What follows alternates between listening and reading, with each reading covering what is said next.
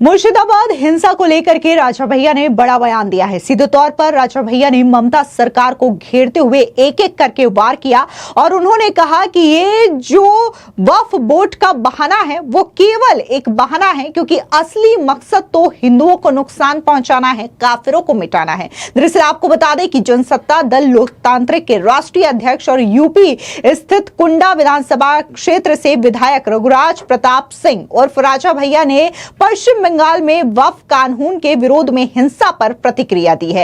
राजा भैया ने कहा कि आखिर उन लोगों का क्या दोष था, क्या वो मस्जिद के सामने डीजे बजा रहे थे। सीधे तौर पर आपको बता दें कि राजा भैया ने अपने सोशल मीडिया साइट एक्स पर पोस्ट किया और कहा कि कह रहीम कैसे निभे केर बेर को संग। ये सर्वविदित है कि बिल संसद में पास होने के बाद धरा का कानून बन जाता है। आज वक्फ के समर्थन और विरोध में देश के सारे राजनीतिक दल और विचारधाराएं दो धड़ों में बटी हुई है।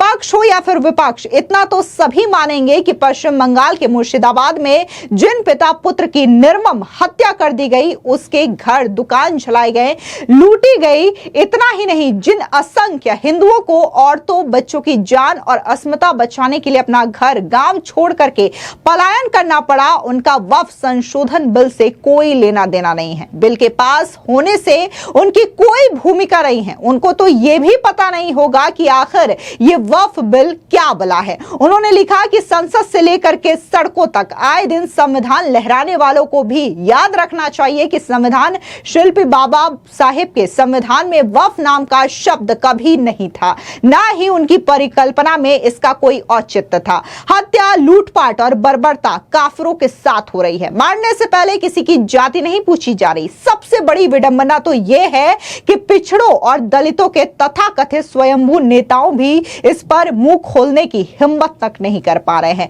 बिल तो बस बहाना है, मकसद काफिरों को मिटाना है। धर्मो रक्षिति रक्षता।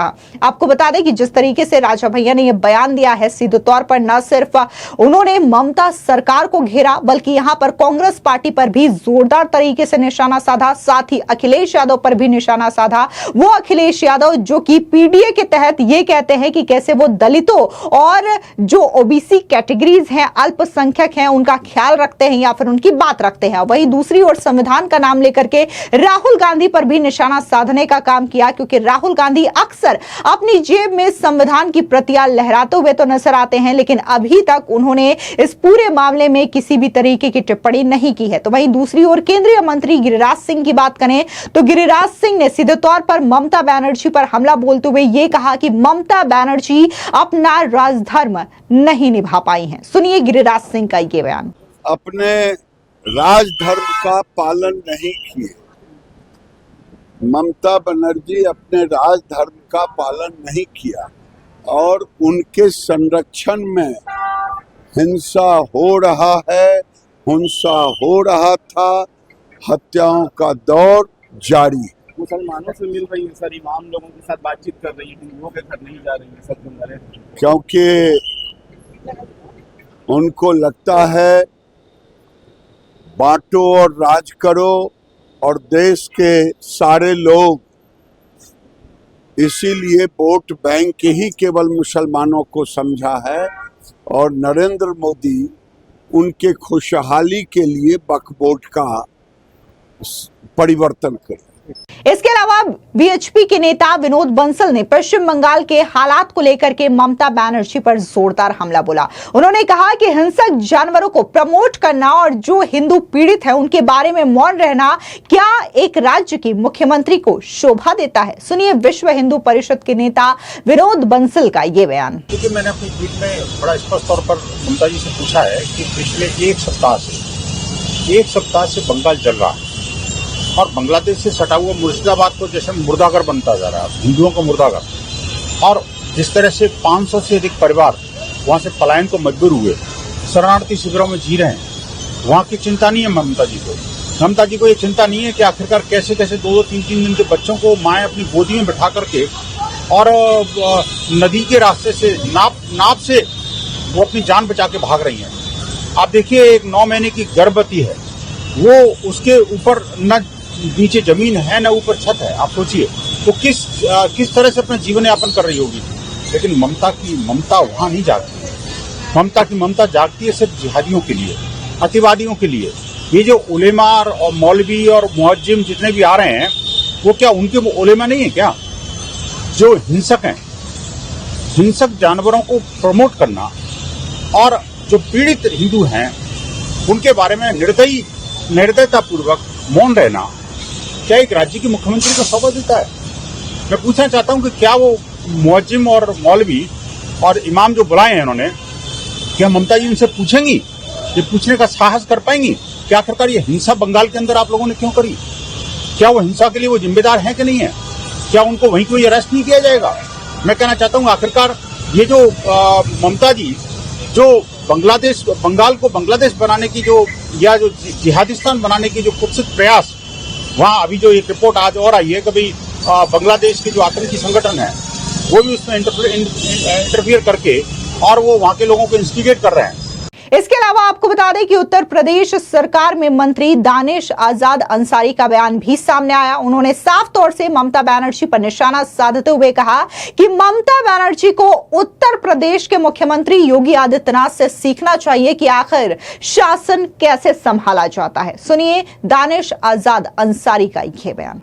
देखिए, पश्चिम बंगाल की मुख्यमंत्री जी को उत्तर प्रदेश के हमारे मुख्यमंत्री योगी आदित्यनाथ जी से जरूर कुछ सीखना चाहिए, क्योंकि आज उत्तर प्रदेश हमारे मुख्यमंत्री योगी आदित्यनाथ जी के नेतृत्व में, प्रधानमंत्री मोदी जी के मार्गदर्शन में हमने उत्तर प्रदेश को विकास का प्रदेश बनाया है, उन्नति का प्रदेश बनाया है। ये आज का योगी का उत्तर प्रदेश है जो समृद्धि का प्रदेश है।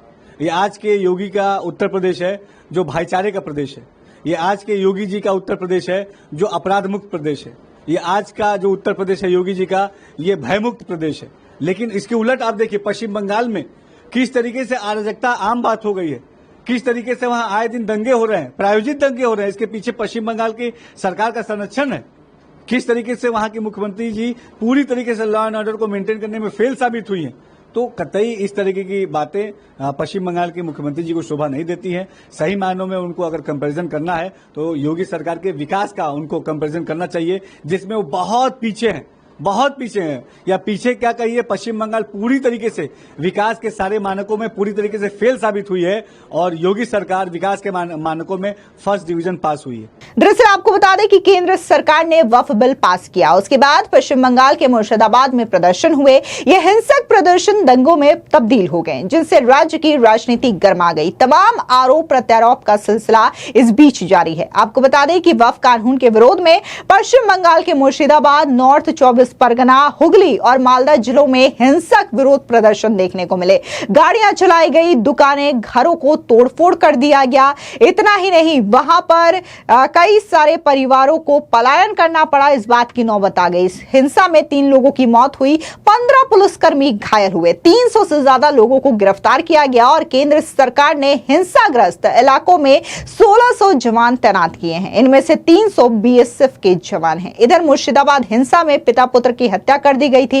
इस मामले में पुलिस ने 2 लोगों को अरेस्ट किया है और एक आरोपी वीरभूम और दूसरा बांग्लादेश बॉर्डर से पकड़ा गया है। अब जिस तरीके से आपको बता दें कि वहां पर बीएसएफ की तैनाती की गई है, सेंट्रल फोर्सेस की तैनाती की गई है, उसके बाद वहां की जो आम जनता है उनका बयान सामने आया है। उन्होंने साफ तौर से कहा कि जब यहां पर हिंसा हो रही थी तो पुलिस जो है वो मूक दर्शक बन करके सिर्फ और सिर्फ तमाशा देख रही थी, लेकिन अब बीएसएफ आ चुका है, सेंट्रल फोर्सेस की तैनाती हो चुकी है, तो हमें अब सुरक्षित महसूस हो रहा है, हम खुश हैं। सीधे तौर पर ये जो बयान है वो अपने आप में काफी ज्यादा गौर करने वाला है कि वहां की जो आम जनता है अब उन्हें अपनी प्रशासन, अपने सरकार पर ही भरोसा नहीं है, बल्कि सेंट्रल जो पुलिस है, सेंट्रल जो फोर्सेस है उन पर भरोसा है, क्योंकि वो साफ तौर से कह रहे हैं कि इनके आने से, इनके यहां तैनाती से हमें खुशी मिल रही है। तो साफ तौर से पश्चिम बंगाल का मुर्शिदाबाद दंगा लगातार ममता सरकार की सत्ता को घेरते हुए दिखाई दे रहा है। तमाम जो नेता हैं अलग अलग पार्टी के, ऐसा नहीं है कि सिर्फ बीजेपी, बल्कि जो एनडीए के भी हिस्सेदारी हैं वो भी ममता सरकार पर लगातार हमला बोलते हुए दिखाई दे रहे हैं। फिलहाल इस पूरी खबर पर आपकी क्या राय है, कमेंट सेक्शन में जरूर बताएं। धन्यवाद।